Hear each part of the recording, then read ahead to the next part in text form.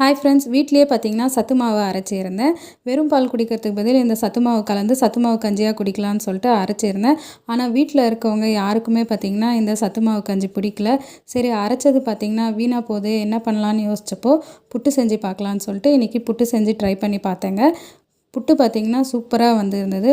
சத்து மாவில் கொஞ்சம் கொஞ்சமாக தண்ணியை தெளித்து கையில் பிடிக்கிற அளவுக்கு பதம் வந்தோடனே புட்டுக்குழலில் கொஞ்சமாக தேங்காய் துருவி போட்டு அதுக்கப்புறமா இந்த சத்து மாவை சேர்த்துக்கிட்டேன். திரும்பியுமே கொஞ்சமாக தேங்காய் துருவல், அதுக்கப்புறமா சத்து மாவுன்னு சொல்லிட்டு மாறி மாறி போட்டு இந்த மாதிரி குக்கரில் வச்சு வேக வச்சு எடுத்துட்டேங்க. இதில் மேலே ஆவி வர வரையும் நம்ம வேக வைக்கணும். ஸோ இது கூடவே ஒரு குச்சி மாதிரி கொடுத்துருப்பாங்க, அதை நம்ம வச்சு புட்டை அழகாக வெளியே எடுத்துடலாம்.